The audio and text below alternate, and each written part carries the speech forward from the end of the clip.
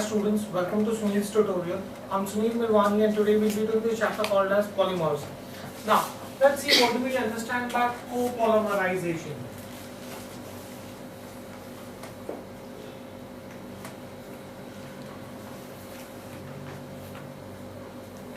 What is copolymerization?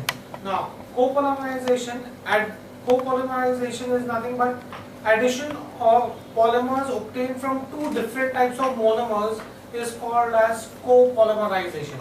When you add two different monomers which have been obtained from two different sources, then you get a compound which is intermediate, which has properties of both. Then such a process is called as copolymerization. So copolymerization is addition of polymers obtained from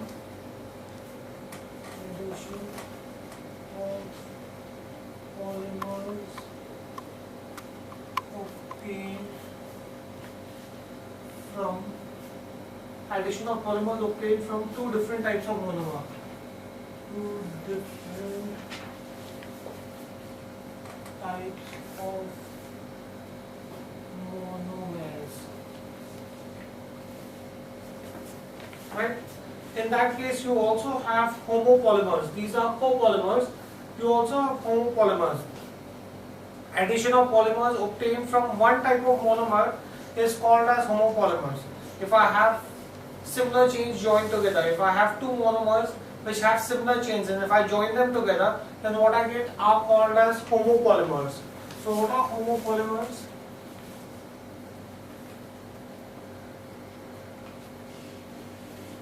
Homopolymers are addition of polymers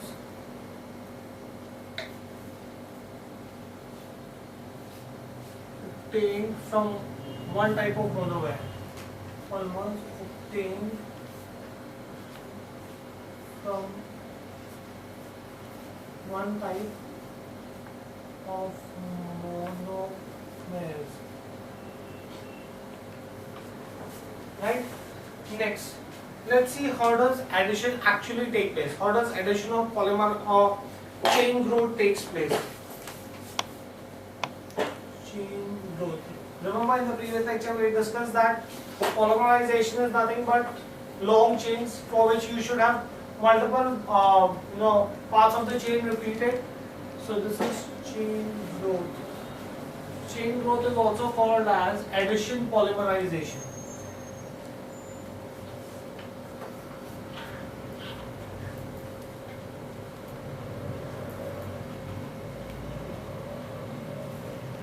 Chain growth or addition polymerization.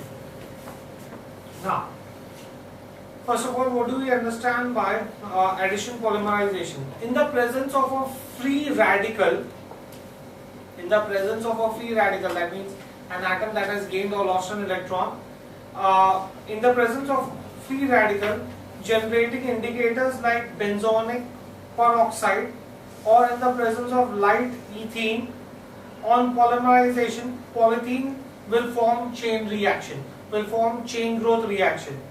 Right? When in order to start chain growth reaction, the catalyst that you would require is a free radical in the presence of benzoic peroxide or in the presence of ethene. So I can say that in the presence of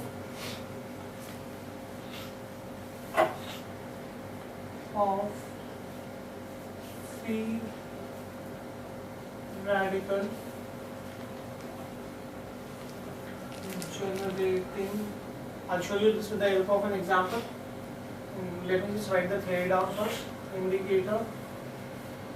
In the presence of free radical generating indicator. Now how will I generate a free radical? By using substances like benzoic peroxide,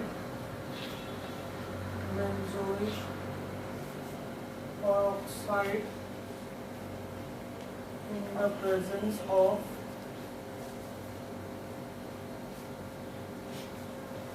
light ethene on polymerization, you would have chain initiation step. The following steps take place.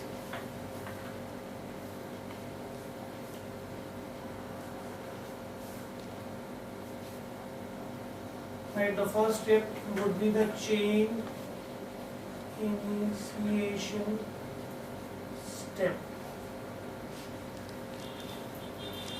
The first step that would happen is the chain initiation step. Now what have I said?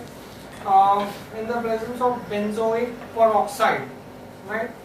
Benzoic peroxide and light ethene.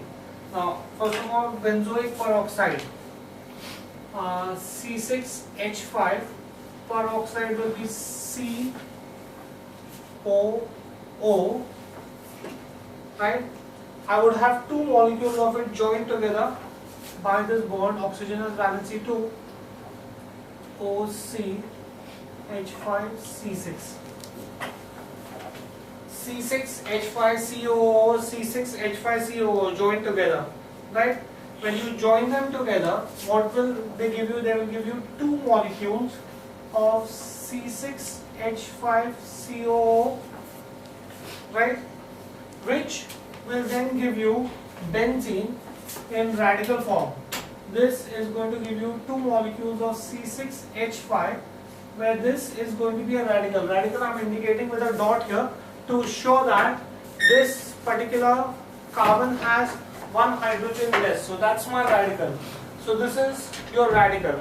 Now when this radical is treated with light ethene, that means when you have C6H5 plus ethene, this is your radical, ethene, that is CH2 double bond CH2. When you treat this with ethene, what you will get is C6H5 CH2 CH2. Again you will see that the valency of the CH2 is not satisfied. The valency of CH2 is not satisfied. That means this again ends up in the result, or this results in the formation of a radical. The dot indicates that you will get a radical. So the first step in chain propagation is the formation of radical, right? So this is how the chain starts. When you want to form a long polymer, the first thing is that you have to get a radical. Unless and until you get a radical, it is only the radicals that will join together to form long chain. Now once the radical is formed, this is the chain initiation step. Then you have the chain propagation step.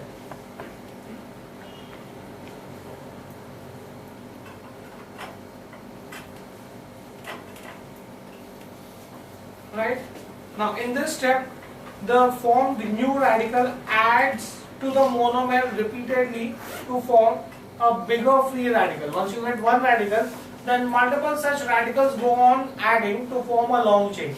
That's how polymerization takes place. So in the step of polymerization, first the basic is that you should get a radical, and then all the radicals go on. Since they are radicals, they have ability to join. All the radicals join together to form a long chain. So I can say that in this step, the formed new radical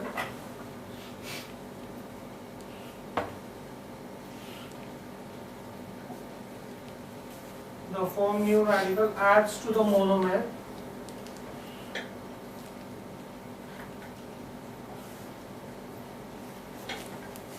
repeatedly to form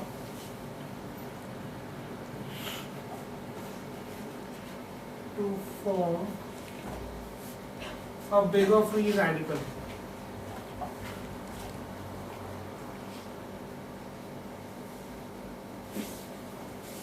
Right? So in this case, you will have the radical that is being formed, that is C6H5 CH2 CH2. This was the radical that you had from the chain initiation step, right?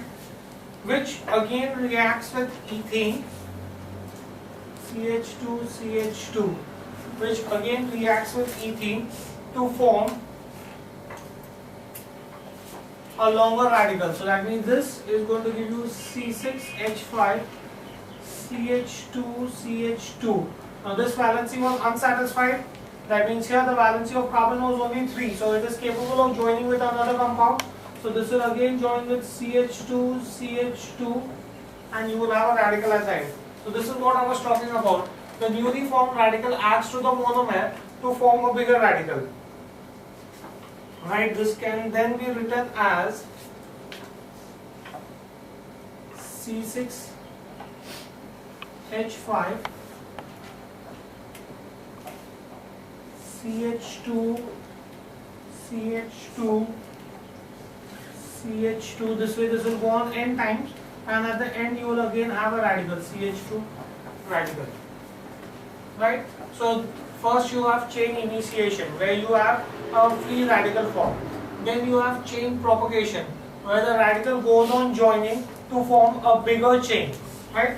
And then you have the chain termination step. The next step is the chain termination step.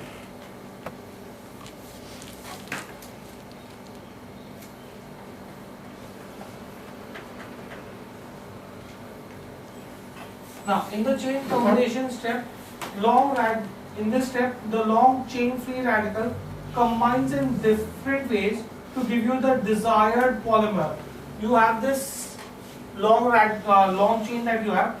It will then combine in such a way that the chain terminates. I'll show you that with an example. Let me write the theory down. In this step, the long chain free radical,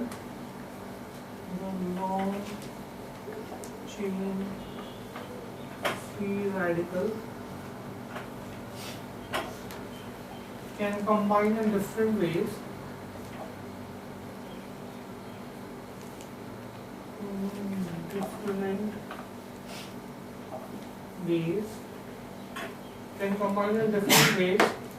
To give a desired polymer.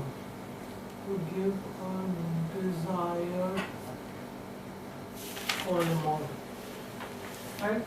So you will have the chain that is C6H5 CH2 CH2 CH2 n number of times, and you have this radical CH2, the radical. Now this can combine in multiple ways. This will combine with another radical like this to end the chain. That means then you will get a compound like this, C6H5 CH2 CH2 CH2 n number of times CH2 combines. Now combine it with the same radical. If I combine this with same radical, either you could combine it with same radical with 3 long chains or 2 long chains, depending. CH2, if I combine this same way, then CH2 CH2 CH2 n C6H5. Now I don't have a free radical at the end, so that's how the chain gets terminated. Right? So this is called as chain growth of polymers. There are 3 things in chain growth of polymers. First, you will have a radical form, then the radical will go on adding to form a longer chain, and then the radicals will combine in such a way that the chain gets terminated. Right? Do we get this in clear? Next, let's see another concept.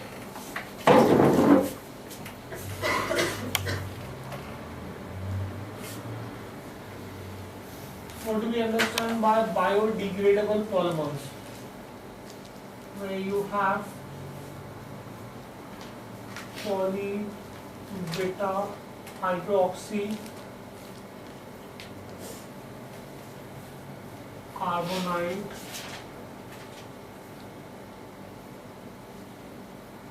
butyrate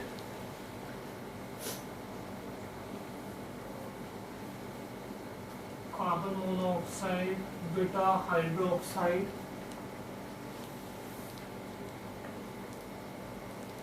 valerate. Short form, you can't write such a big name, the short form for this is PHBV. Right? Now, this particular polymer, it is obtained by copolymerization. I just explained to you what is copolymerization. When you have 2 different kinds of monomers joining together, it is obtained by copolymerization of hydroxybutonic acid and hydroxypentonic acid. Right?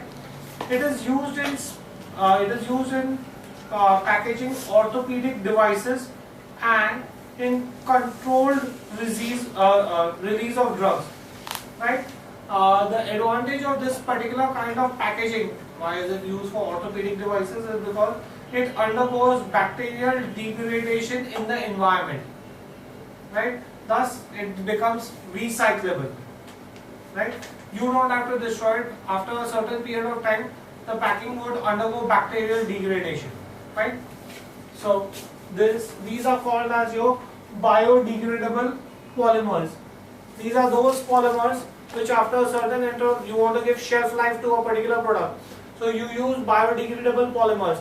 After a certain interval of time, they will automatically start undergoing bacterial degradation. Right? So I can say that it is obtained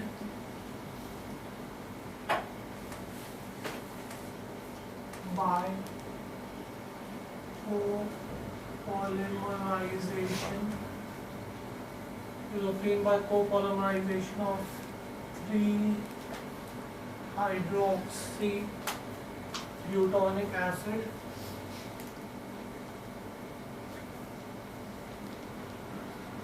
and 3-hydroxypentonic acid.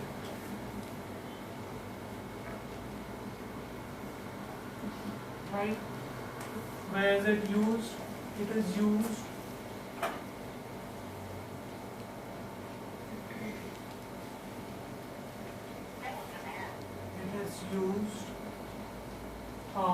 in packaging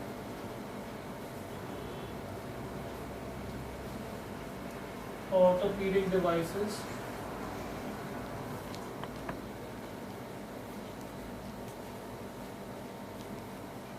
and in controlled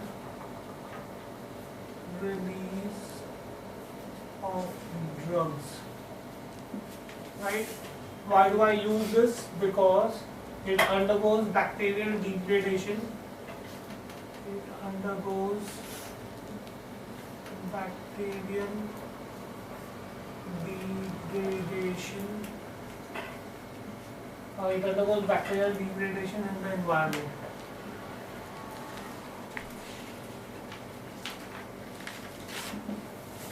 Right? Then besides that, you have another biodegradable polymer which comes by the name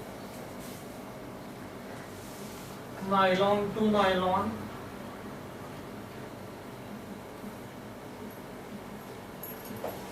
Polyamide.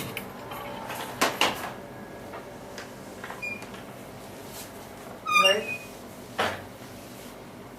Copolymer is another biodegradable polymer. It is a copolymer. Again, that means obtained by addition of monomers obtained from two different sources. It's a copolymer of glycerine and aminocaproic acid.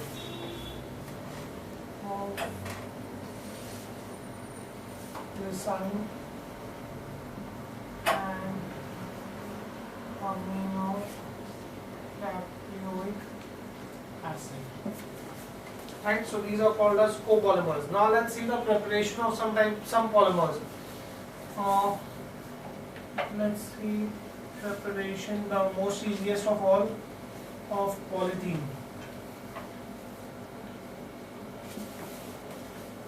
Right, preparation of polythene. Now, when you have polythene, there are two types of polythene that you can have. You can have low density polythene and you can have high density polythene. There are two types of polythene that can be prepared. Right? So a small unit which is used to make polymer, that means the monomer that is used here is ethene. It is by addition of ethene that you get polythene. Right? The monomer used to make the polymer. Monomer means a small unit. Monomer used to make the polymer is ethene. Right? It comes under addition polymer. It's a type of an addition polymer. Comes under Addition, in classification it comes under addition polymer. We've seen this in the previous lecture, right? It is of two types. Either you could have a low density polymer,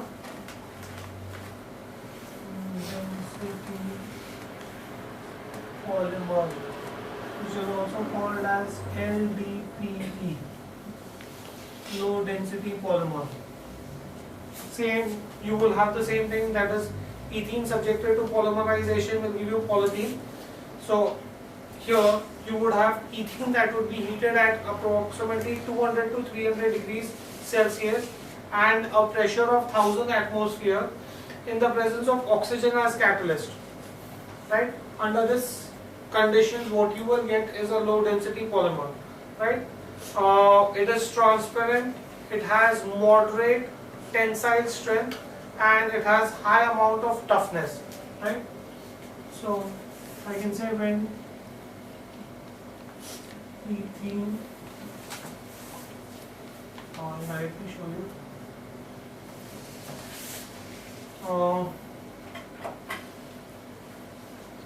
You have ethene heated at 200 to 300 degrees Celsius and pressure of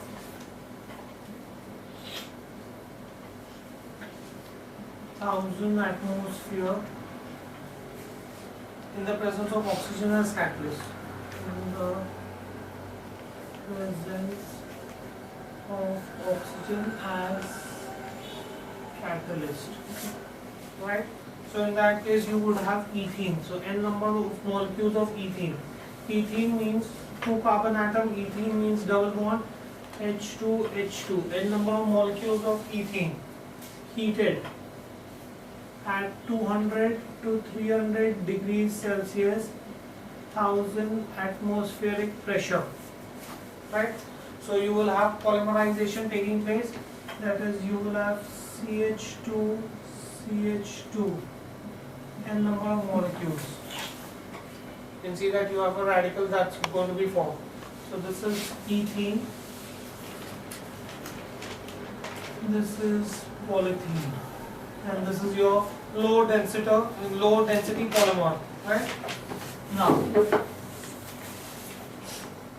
the polythene so formed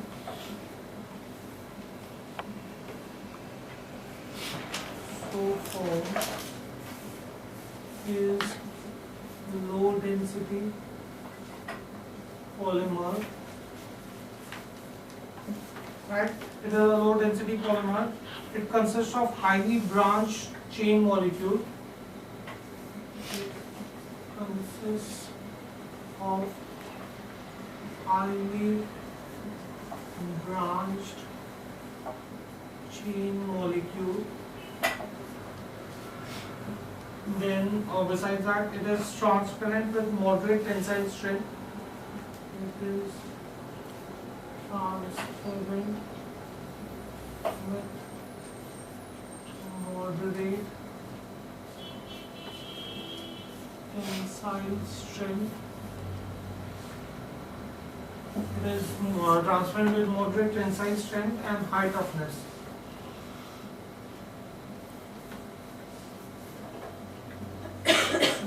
This is your low density polymer.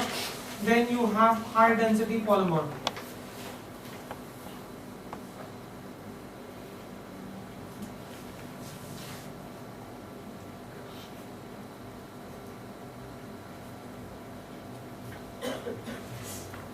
That is HDPE. Right? Now, again it is here, this is again prepared by heating ethene at 333 to 343 Kelvin and under a pressure of 6 to 7 atmosphere in the presence of catalysts like triethyl aluminium or titanium tetrachloride. This is the catalyst that is used. This is also considered as coordinated polymer, as ethylene forms titanium complex with titanium chloride if you had the combination taking place. So it consists of linear chain and close packed with high density and high melting point, and that's the reason why they are called as high density polymer. There you have more space between the molecules of the chain. Here the monomers are closely packed, right? They are extremely hard, have good tensile strength, and these are the ones which are used to make buckets and your pipes, plastic pipes. They are made up of high density polymers. Fine, do you get this in here? So it is prepared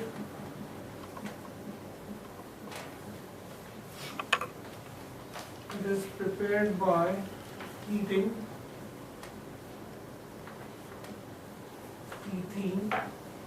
same thing, you're heating, but except that the temperature and the atmospheric pressure you're changing at about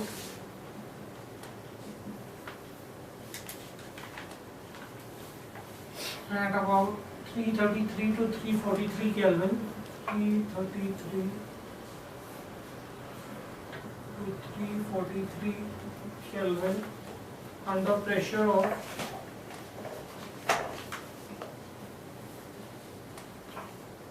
6 to 7 atmosphere in the presence of catalyst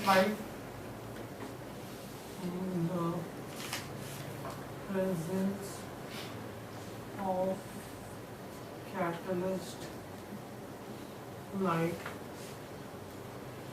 Ziegler, this is the common name I'm giving you, Ziegler-Natta, right? Which is nothing but triethyl aluminium and titanium tetrachloride. You could be asked this as an MCQ in your CET. Triethyl aluminium and titanium tetrachloride. Molecular formula is TiCl4 plus what's your titanium tetrachloride, and I need triethyl, C2H5, triethyl aluminium. That's your catalyst that's going to be used in the reaction, and this is also called as, common name for this is Ziegler-Natta, right? And then you have, let's see the reaction.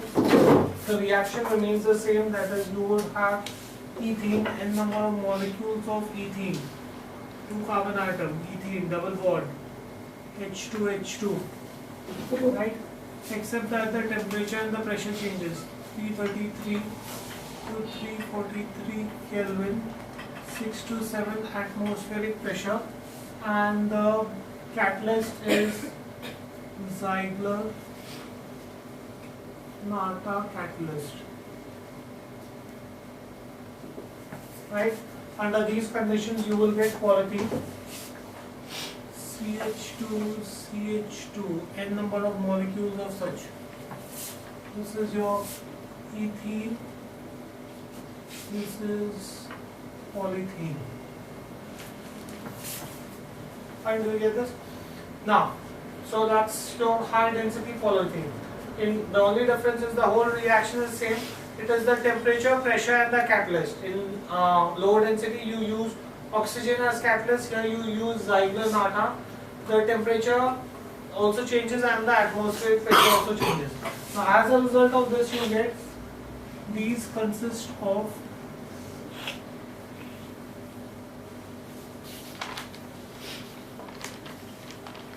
linear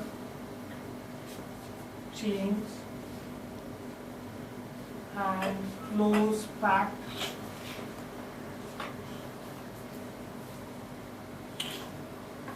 with high density and high melting point. High density and high melting point. Right? So that's your polythene that you will get. Right? Now this polythene, they are hard with good tensile strength. They are hard with good tensile strength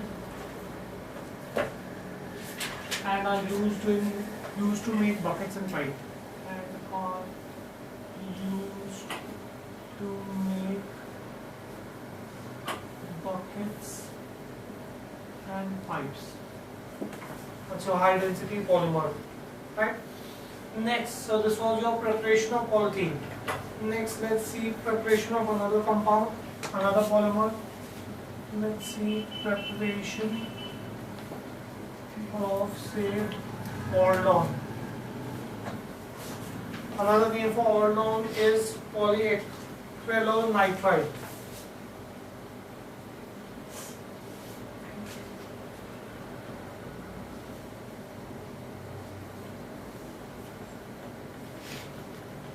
Make sure that you know the common name and the IUPAC name, right, of the polymer. Now this polyacrylo, that means it is going to be formed by polymerization. It is formed by polymerization. The name is acrylonitrile. So obviously it is going to be formed by polymerization of acrylonitrile. The catalyst that is going to be used is ferrous sulfate and hydrogen peroxide. So when you have polymerization of acrylonitrile in the presence of ferrous sulfate and hydrogen peroxide, you will get your polyacrylonitrile, or which is also called as Ordon. So I can say that this is formed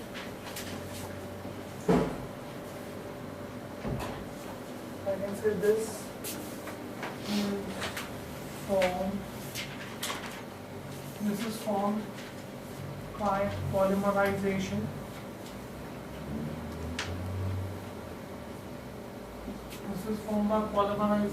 of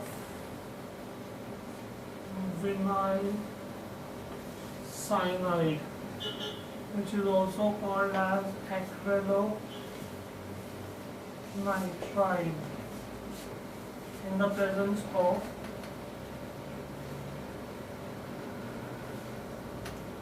ferrous sulfate, and hydrogen peroxide.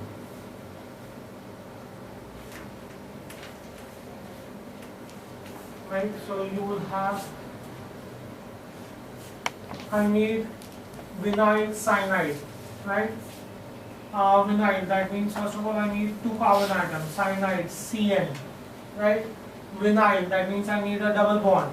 Now put in your hydrogen, so this is going to be H2,3H, n number of molecules of vinyl cyanide. This is your vinyl cyanide, or which is also called as acrylonitrile, right? The catalyst we said is ferrous sulfate and hydrogen peroxide, FeSO4 plus hydrogen peroxide, H2O2, right? You will get a long chain, H2C, CH, Cn.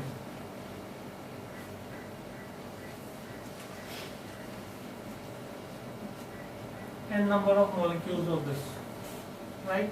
And this is your Ordon.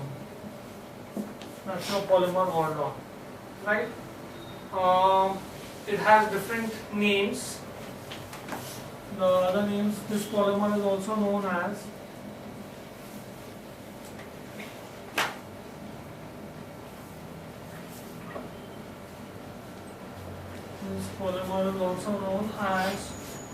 Q10 or acrylic. These are different names given to this polymer. Where do we use this polymer? It is used to prepare blankets, sweaters and synthetic carpets. It is used to prepare blankets, sweaters and synthetic carpets.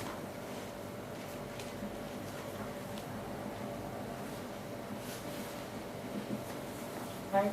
So that was Ordon. Next, Let's see another polymer, Teflon.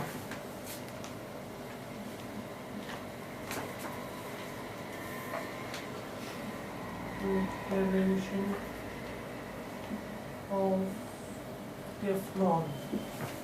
Next polymer that you have is Teflon. Teflon is also called as polytetrafluoroethylene. Right? It is also called as polytetrafluoroethylene. Right? Now, as the name suggests, it is going to be the monomer that is going to be used is tetrafluoroethylene. When tetrafluoroethylene is subjected to polymerization, you will get Teflon. Right? I can say that the monomer used is tetrafluoroethylene. Right? Reaction. Tetrafluoro, that means I need 4 fluorine atom. Ethylene, that means I need 2 carbon atom. Ethylene, that means double bond. That means this will be F2, F2. These are n number of molecules. Subject this to polymerization.